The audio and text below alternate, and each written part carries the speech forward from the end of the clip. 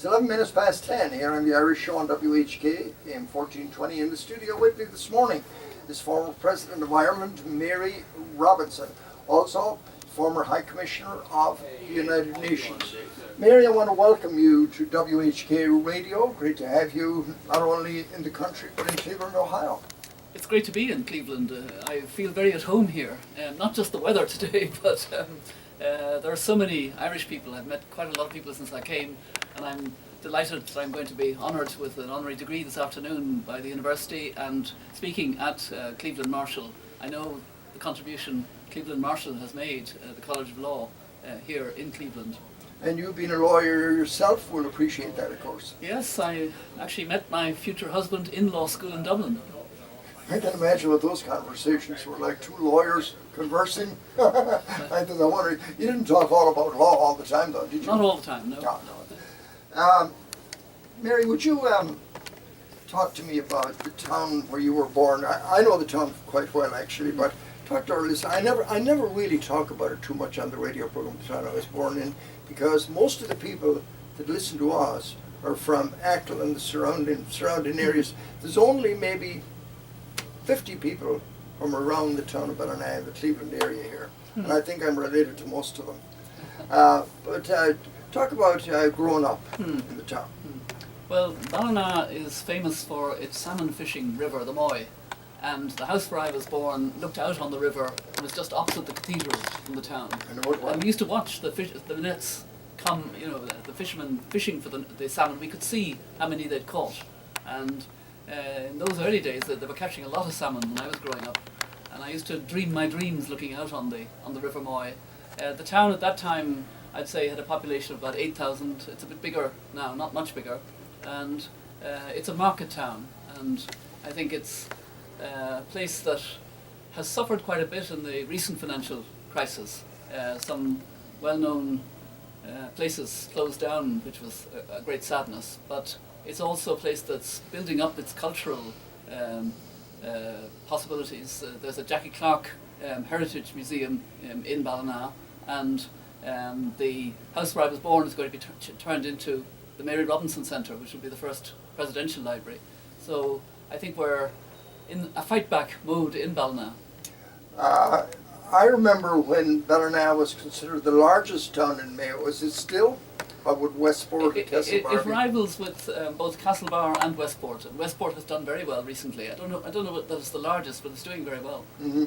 I remember quite well Murphy's Flour Mills. Yes, that's right. That's right. And Beckett's? Yes. Oh, those were sort of the famous. Was your husband born in Ballina? No, he's a Dubliner, but I don't hold that against him. He's a Dublin man. Yes. Downey loves that. So, let me talk to you a bit. I have a lot of questions.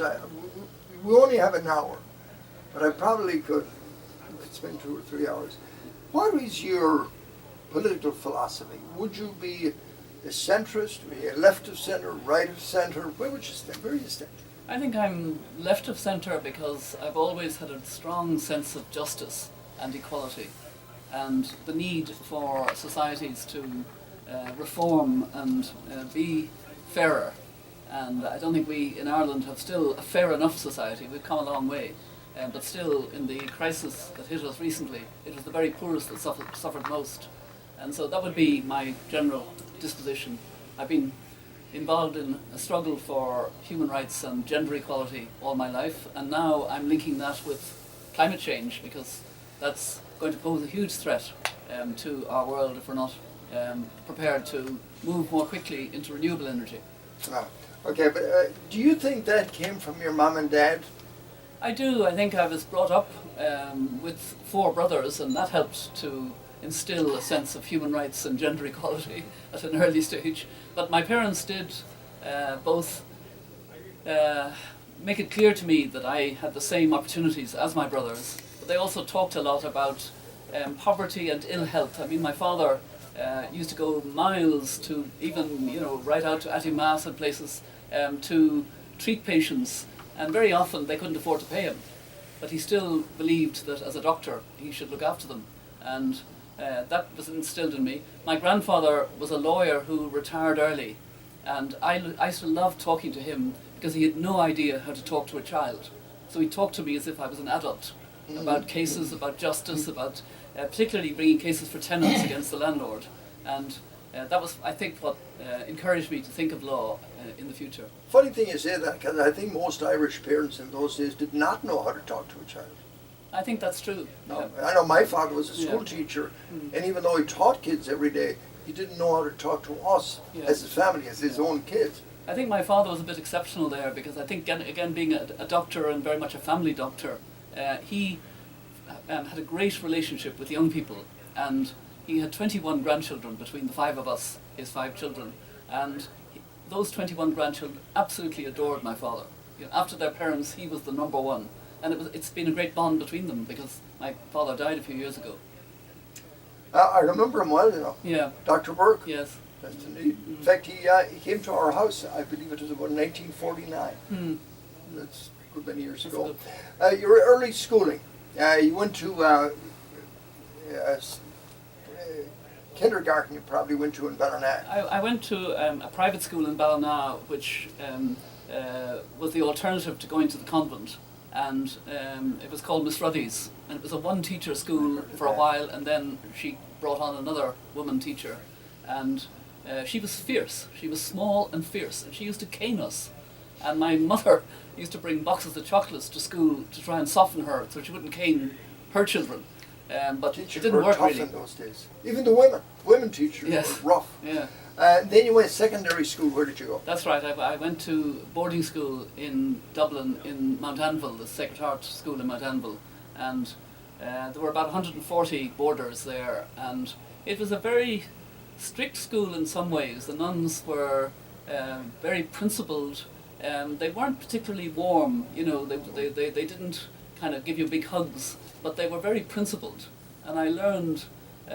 Good education. Yeah, good education, and also they became very keen on us knowing about poverty in developing countries. And I remember spending a small fortune on pennies for black babies, you know, which is an awful thing to think about. That was very common in those But days. it was very common in those days, yeah. Yeah, But it did instill in me a great interest in what was happening in Africa, what was happening in India. And my father had a sister, a nun in India. His sister Ivy was the nun there for a long number of years. She just came back to Ireland when she retired, and she used to write letters about, you know, the great poverty in India, and this affected me quite a lot. Of course, there was poverty in Ireland then, and they were always able to pick up a few pennies and send it off to India and places, and Africa, weren't That's they? right. Yeah. Yeah, the collections for the Yeah. black babies. Yes. I remember, Mary, the first time I ever saw a black person. I was 12 years old, and it was a black man from Africa, and he was selling crocodile oil at the horse show in Knockmore. That was the first time, and he giant of a man. We were all us kids were standing there looking up at this incredible person. Talk to me about your parents. They have kind of an interesting background. You straddled the Irish and the English. Talk about that. Yeah. I think we had interesting relatives, as you say, on both sides. Some of my relatives were involved in the colonial service as judges and in the military under the British earlier colonial military. And we also had a rebel in the family who was part of the Crossmolina rebellion, basically, and who was jailed. So we know quite a lot about him because the details of his time in jail were well written up. And he was a Macaulay, a brother of my great-grandfather, Macaulay, Roger Macaulay. Let's jump on. I want to jump ahead for a minute to Trinity College. When you went to Trinity, why did you pick Trinity? There was a family Over tradition. UCD. Yeah, there was a family tradition of members of the family going to Trinity. An uncle of mine, Paget, had gone. Indeed, the nun in India, she was a graduate of Trinity, and then after she graduated, she became a nun. And my father studied his medicine in Edinburgh, but Trinity was the more likely place in Dublin, and it wasn't difficult to get permission. Of course, you had to get permission Yes, to go there. that was going to be Yeah. my next question. Because the Archbishop of Dublin, who required that families got permission, or else it was a mortal sin to go to Trinity, didn't really worry about families outside Dublin. He wanted Dublin prominent families to go to University College Dublin, because that was the Catholic university. And So my father found it very easy. He would go and have a glass of sherry with Archbishop McQuaid and get permission for 3 of us. And then by the time my 2 younger brothers came up, he had decided it was no longer necessary to get his permission, and you could go to Trinity without fear of mortal sin. Talk to me. I find this kind of humorous. I don't know if you do or not, but your mom and dad, when you married your husband Nick, who was a Protestant, how did your mom and dad react to that? Well, I don't think it was because he was a Protestant that they didn't come to the wedding. They just had me up on a pedestal. I mean, I was a professor, I was a Reed Professor of Law, and I was a senator at the age of 25, and this was when I was 26 and wanted to marry Nick. And they had other ideas. That, you know, Nick was a cartoonist at the time. We had studied law together, and he decided to become a political cartoonist, and that wasn't the profile that my parents had in mind. So it was a combination of it wasn't the religion thinking that nobody so much. Was good enough for their daughter. It wasn't the religion so wasn't much. It? No, not. I mean, my parents actually had a lot of Protestant friends living in Mayo, because they were, you know, they were. But they are Roman Catholic. Yes. Oh yes, and they were very religious Catholics. What is it, Anglican? What is Nick? Church of Ireland. Yes, Protestant. Church of Ireland. Yeah. Yeah. It was a combination, and fortunately, about less than a couple of months after we were married, of course they came round, and he became. And my mother used to joke that he was her favourite son-in-law. I mean, she could only have one, but anyway, all was well. So, but they didn't go to the wedding, huh? No, they didn't. No. That was a tough decision. You must have been on some pedestal, I'll tell you. Yeah, that was a tough decision to decide that we would go ahead with the wedding, because we'd even separated for a while and not seen each other, just to, show good faith with my parents. But in the end, we decided to go ahead. And our 45th wedding anniversary was on the 12th of December last, which was the day of the Paris Climate Agreement. And Nick came over to Paris to join me. I was there for my work with my foundation, and at 11 o'clock at night we celebrated our 45th wedding anniversary. So I think I made the right decision. Actually, I know I did. I think you did. All right, we're going to take a break. It's 10:24. Enjoyed your days at Trinity. What was that? What was it like to go there? Was it all study and no fun, or was it just? And your husband is. Well. I think I studied harder than my husband, let's put it that way, my husband to be. But no, I think it was a good time in Trinity. There were quite a lot of students that came both from Northern Ireland and from Britain itself, and that made it a more diverse context, and that was interesting. I used to go a lot to University College Dublin for debates, because the LNH in UCD was the best debating society, I think, and the Historical Society in Trinity banned women at that time. Mind you, they changed, and the first woman to be auditor of the HIST was Mary Harney, who later became a government minister. Yeah, but so it was a very, very interesting time, and I think it was very important from my point of view when I was elected auditor of the Law Society. To think about the area of law that particularly interested me, and that was the whole area of personal freedom and morality, the law and morality. So I gave a talk in 1967 on law and morality, and made some what were then quite radical proposals, because I called for legalizing of family planning and removal of the ban on divorce, and that homosexuality should not be a crime, and that suicide should not be a crime. Now, Mary, in 1969... 1967. That was a brave thing to do then. Yes, but because I was speaking as a student, people said that was fine. You got away with it. You got away with it. It was later when I tried to introduce a bill to legalise family planning in early 1971, that it became very controversial, and was bishops spoke out against it. Still is today, isn't it? No, I think Ireland has changed completely in that. Yeah, I'm very glad to say. But still a lot of resistance to it. I talk to people over there, especially the older generation. I don't get a chance to talk maybe to there's a the generational thing, but certainly for young people. For young people, I would say you're right. And we had the referendum on same-sex marriage, and we're the only country in the world that's passed that by referendum. And it was every county in Ireland except Roscommon approved of the same-sex marriage referendum. And in Roscommon, it was a close vote. So, and a lot of young Irish people came back to vote in favour of the referendum. Is that why they're breaking up Roscommon and giving some of it to Westmeath? Is that why they're doing that?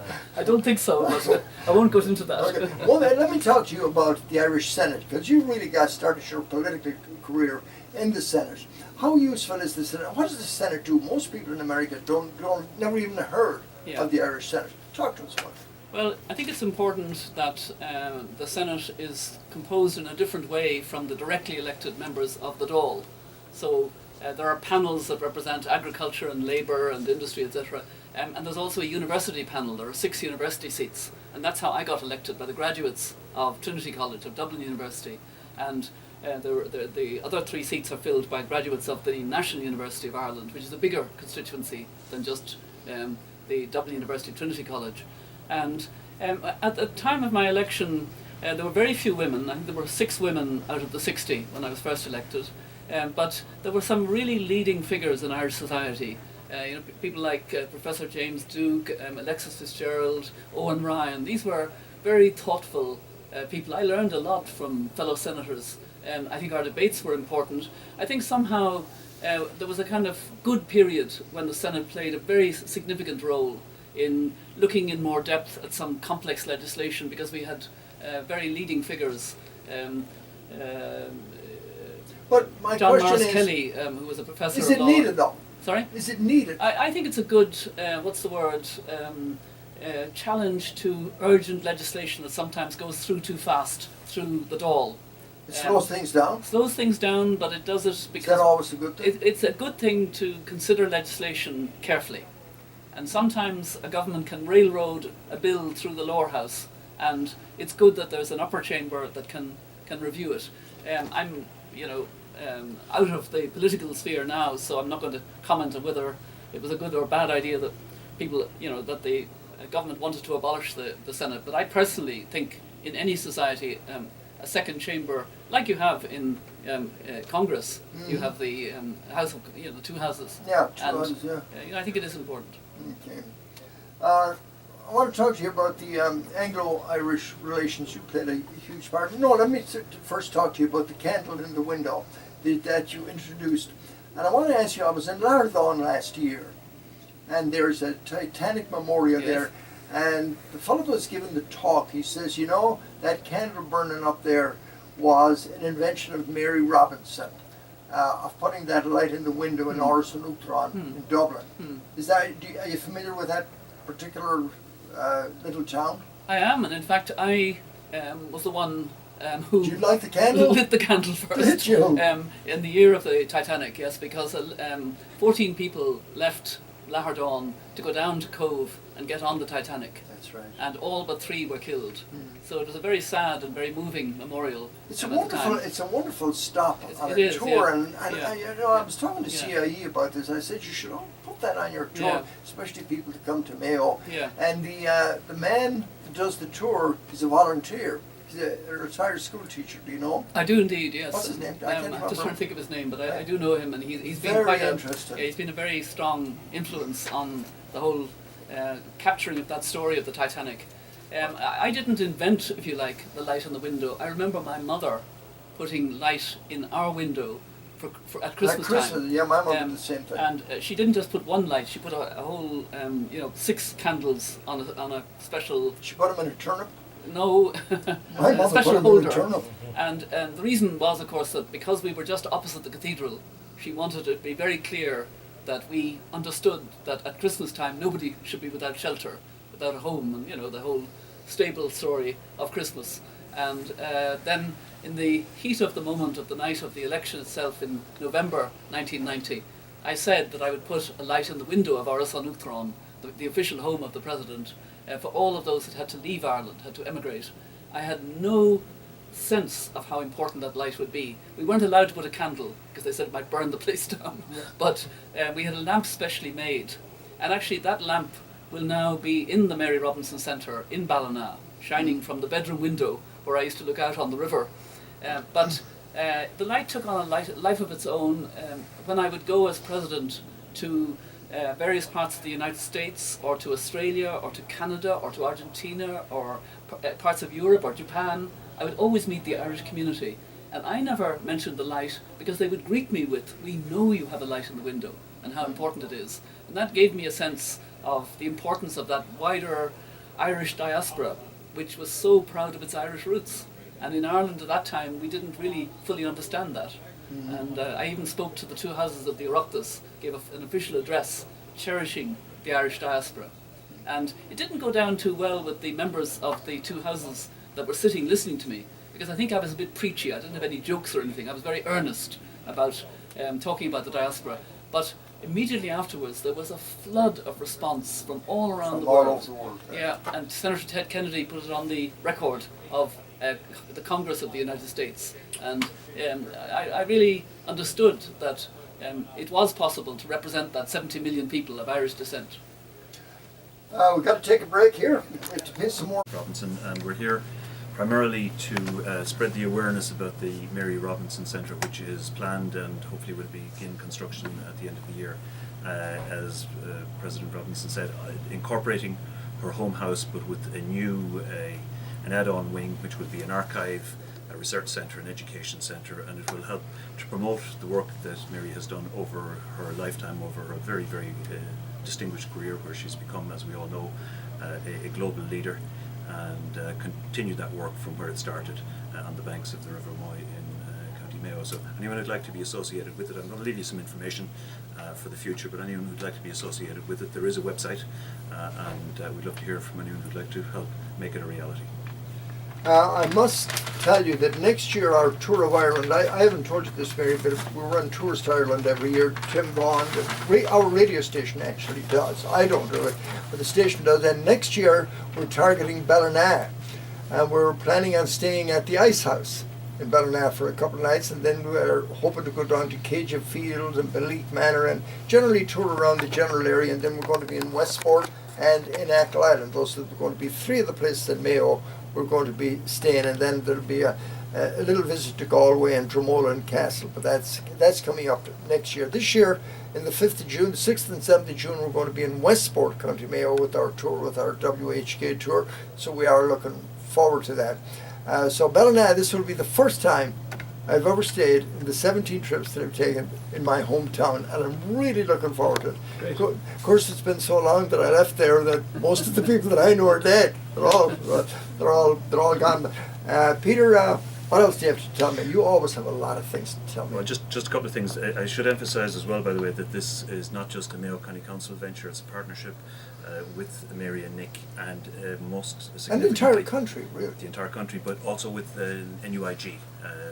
NUIG are a very big, important part of the whole proposal, because they'll be running the academic programme that's already started in a small way, but it will accelerate in the coming months, and it will be a very important link for the county back to NUIG. The final building, how many square feet will it be, roughly? Oh, you asked me a question that I should be able to pop off the top of the head, and I can't. Well, you It's should. in the Being order- an architect, it's in Peter, that is a cardinal sin. It's in the order of 5,000 square feet, that kind of size. Nice. It's a big addition to an existing three-storey house, and it's So- a blend of contemporary and refurbishment of the existing If we get house. the same interest in that as if we got in the Jackie Clark Museum, it should be really good.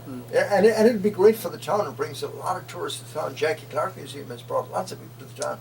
It is, yeah, and particularly this year, because of the centenary celebrations, it's become one of the key points of visitation in the country at large. So it's a national event, and not just a Mayo event. The Clark Collection is one of the primary sources of information on that whole period. So there's going to be a display of the candle in the window somewhere in there. I know it for sure. Let me make you a presentation, and if you're really lucky, the president might just sign this one for you specially. Oh, This nice, is a lovely. little image of how it's going to look.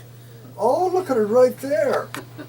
That's where it's going to be. So Wonderful. you come to that Yeah. town of Ballina. I'll have to in the get you to future. sign this for me, Okay, Mary. with pleasure. Peter, not cutting you short, but you're a regular here on this program. I want to go back to President Robinson for a minute, because I want to talk to her about the Anglo-Irish relations. And you played a huge part in it. You did things that a lot of people didn't do for a politician. Nobody would shake hands with Jerry Adams a few years ago. You did.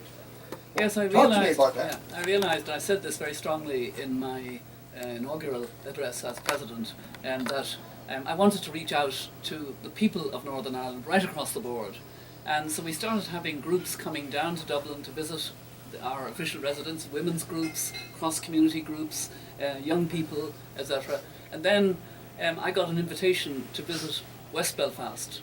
Now, West Belfast, Republican West Belfast, was very isolated. It was isolated in the context of Belfast and Belfast being part of Britain, and it was isolated from the south. We didn't want to know somehow. And so I accepted an invitation from about 6 groups in West Belfast and knew that I would also shake the hand of Jerry Adams because he was a senior political figure there. I also greeted the SDLP and other local representatives. And it was difficult, but I was really focusing on the community. And it made a huge difference to them to be recognised, to be treated with respect and dignity for their culture, which of course was the Irish culture that we're so proud of. And I think it helped to open up West Belfast, and that contributed to eventually the Good Friday Agreement and the shared power that is exercised now in Northern Ireland. And thankfully, the only reason you know you're crossing the border now is that money changes, because they still have the sterling in Northern Ireland. But Mary, you also reached out to the royalty in England. That's right. I was the first president of Ireland to perform any official functions in Britain. I'd had 6 men before me as president. I was the 7th president, but the first to do any official engagements. So at the beginning that was quite a shock to the system. But in 1993 the Queen invited me to come and have tea. And that was really important for both countries, because up to then most people in Britain didn't even know we had a president and didn't really, see the independent Ireland that we had become. And so when I stood beside the Queen after the tea and we were photographed by the world's press, it was a very big bank of cameras that took photographs, and I was side by side with the Queen on equal terms. I was the head of state of Ireland, she was the head of state of her country and of a number of other countries, but we were equal in that sense. And it was the Irish in Britain who so appreciated that, because they'd had a very tough time with the IRA bombs, with people wanting to even keep quiet about being Irish or disguise their Irish accent because they were afraid that that they'd be kind of taboo in that company. And it mattered so much that we were together. I later paid an official visit to Britain in 1996, not a state visit like President Higgins paid more recently after the Queen had paid a state visit to Ireland, but an official visit at the invitation of the then Prime Minister, and I had lunch with the Queen, and it helped relations, and this was built on then by President McAleese when she became president, and I think it was rounded off when there was a very successful state visit to England by the current president, President Michael D. Higgins. So up until you became president, the presidency of Ireland was kind of a retirement job for Irish politicians, wasn't it? To a certain extent, yes. I mean, they were eminent figures, but they were older, and the sense was De Valera being one. Yeah, that they would be very prestigious, but not do very much. And I ran for the presidency on the basis that the president, with the oath of office that you take, could be a very significant figure outside the political arena, that could represent the people of Ireland at all levels. And I said this in my inauguration address. I said I wanted to represent nationally and locally and internationally, but I also said that I wanted to represent the 70 million who were part of the wider Irish family. I didn't call it diaspora at that stage, I did that later. But and that was the way in which the light in the window became a symbol of that connection. And of course now, in the modern Ireland, we build on that connection hugely, and we know that it's very important to our sense of Irishness and our sense of a more open, plural Ireland, and more important for relations with Northern Ireland, that we have that broader sense of our heritage. And I often said when I greeted the Irish in various parts of the world that your story is our story. And I feel that very much here in Cleveland. It's a wonderful story of how the Irish contributed to the building of Cleveland in the last century and the revitalising of Cleveland now. Yes, absolutely. And I'm very proud that I'll be able to talk in the Cleveland Marshall School today, give the commencement address, because I want to honour that story. You were awarded the Presidential Medal of Honor by President Obama, what was it, 3 years ago? few years ago, in very good company. It was his first awarding of the Presidential Medal of Freedom, so it's... Not without controversy, though. A little bit of it. Yeah, it raised the issue of the World Conference Against Racism in Durban. This was the third attempt by the United Nations to succeed in having a World Conference Against Racism, Xenophobia, Anti-Semitism, etc. And unfortunately, in South Africa, in the street, people on the march identified with the Israeli-Palestinian issue, and in particular with the Palestinians. And so there was a lot of controversy at the time. But actually, Durban was a great success because we got a successful declaration and program of action, and it was never properly assessed because 3 days later you had the terrible attacks of 9/11, and that kind of wiped any assessment. And people thought that the conference had failed because the United States and Israel had withdrawn, but it didn't actually fail. It succeeded, and there are committees now sitting in Geneva as part of the human rights new machinery, a committee on the discrimination against those who were basically upholding the ideas of fighting racism and xenophobia. And of course we need that more and more because we're not good at treating migrants now in Europe. Yeah, I wanted to get into that, but I suppose that could take an hour. What are your thoughts on the mass migration into Europe from? I've just come from a meeting in London of the elders. I'm an elder now. I was brought together with other elders by Nelson Mandela, and he wanted us to carry out his mission in life, to have the moral voice that he had. And our chair now is Kofi Annan. It was Archbishop Tutu at the beginning, and we have wonderful people. But we were talking about migration and saying we need a new narrative to really understand that people are always on the move. Sometimes conflict drives them, sometimes it's an economic driver, and we have to treat them with dignity and respect. Yes, we have to manage migration. It shouldn't be unmanaged, it shouldn't be illegal migration in that sense. But we had a very good discussion about it. How about Turkey yesterday? Turkey and the EU, things have blown up there in the last few days, haven't they? Well, certainly the effort has been to try to manage the crisis in Europe through sending back those who haven't come in a legal channel. Actually, European countries could take far more, and so could the United States, take far more from Syria than you're doing. I really would urge that the United States take more of those who are desperate because they've had to, more than 4 million have had to leave Syria, and the neighbouring countries, Lebanon and Jordan and Turkey itself, have taken huge numbers. Yes, about 1 million came to Europe last year, but Europe is it's a community of over 500 million. So this is a very small percentage, but there are countries closing their borders, and Angela Merkel in Germany has at least given good leadership on the issue, and she's trying to get Turkey to help. I know we've got to wrap this up because you have to get going, but you're going to talk about climate change today at Cleveland State University. Have you heard of the problems that Hillary Clinton has encountered in West Virginia in the last few weeks?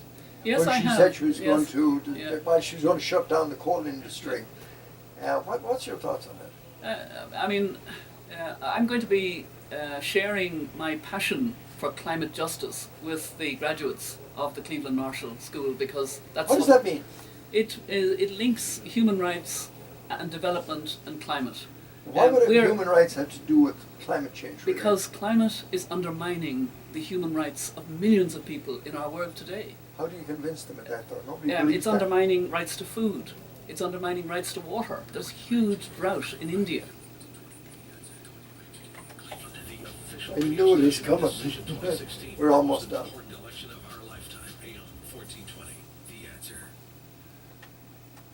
Sorry about that, Mary. That's automatic. It comes on. The old computers dictate the top of the hour here, the station identification. Go ahead. I know that a lot of people talk about climate as a kind of abstraction of melting glaciers and polar bears, but I see it as a human rights issue, because I meet people all over Africa and South Asia whose lives have been badly affected by the impacts of the greenhouse gas emissions that come from fossil fuel.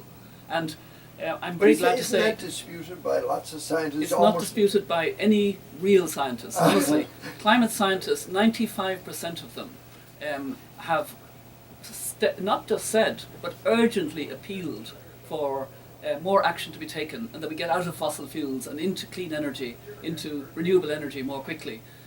Luckily, the Paris Agreement was an agreement of 195 countries, and not one of them was in climate denial. 195 countries came together and said we have to be well below 2 degrees Celsius of warming, and preferably down at 1.5 degrees. Scientists have welcomed this because it's clear that we actually have to take this very seriously. I have 5 grandchildren. Well, Nick and myself have 5 grandchildren. They will be in their 40s in 2050. And I don't know if they will have a livable world. I don't actually know that. But then again, Mary, I remember in 1973, when all the predictions were there'd be no oil in the world by the year 2000. And everyone was wrong. Yeah, but We're 100% wrong. this is different. I mean, what we're seeing is the predictions of scientists that the years are getting hotter and hotter. 2015 was the hottest year on record ever, and all of the years of this century have been hotter. The El Nino effect, which we know comes about every 7 years, is worse this year. It's causing terrible problems in Africa of drought and food shortage. It's causing terrible drought in India and water shortage, much worse than it would normally have been. But I believe drought and famine have been going on since the beginning of time. But they're getting worse. That's the problem. They are getting worse. And the worseness is affecting, for example, islands in the Pacific. They never had a force 5 cyclone in the Pacific. They've had 3 now in the last 5 years. They never had one before, ever. I know you got to go. I know we could talk about this. You Okay. can see where this discussion is going, and you can tell that I don't agree with you. I'm on the other side on this one, but that's okay. That's what makes America a great country, that we all disagree on this stuff. My final question to you is, how do you expect history to judge Mary Robinson when you're gone? When we're all gone. What do you think they'll say about you or write about you? I'm not sure, and I don't think it matters to me so much. I'm really very happy that there will be a centre in my hometown of Ballina, in my home, that will tell a story that I hope will be inspiring to young people in particular. And I hope it'll be a centre of learning, a centre of understanding better how we protect and promote human rights, how we struggle for greater gender equality, and we need that struggle in different places around the world, and how we try to bring about more of a people-centred approach to climate, which is climate justice. That's affecting people now. And if that centre is still there in 100 years' time, that for me would be a wonderful legacy to have. Well, obviously you're an incredibly intelligent, smart lady. Do you ever think, if you had taken the law in a different direction, instead of going into the human rights aspects, if you had decided, well, I want to be a big corporate lawyer on Wall Street, did you ever think where you would be or what you would be doing today? I don't think that really would have been possible, because the only reason I did law was because it was about social change, an instrument of social Bit like change. Sabrina Downey is talking about. Yes, I think yeah. she's modelled herself after you. I'm really very encouraged that a lot of young people do see law in that way, and I think a lot of the class of 2016 that I'm going to be joining, imagine, I graduated from Harvard in 1968, I'm the class of 1968, and now I'll be the class of 2016 this afternoon. That will make me feel very young. Yes, indeed. Well, Mary, I hope this is not the last that we see of you in Cleveland, that you come back often. Hopefully you'll be back sometime for our tea at John Carroll University. Well, thank you very much, Terry. And you were Mayo Person of the Year. When was that? In 1988. 1988. Yeah. Peter, you remember that?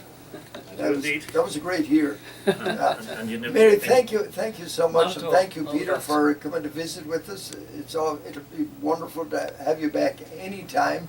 And we, the Irish, all over the world, are very proud of you. Some of us may disagree with your philosophy, but we're very proud of what you've done, and you raised the profile of the Irish in the entire world when you became president, and you have been doing so since. Thank you. So thank you.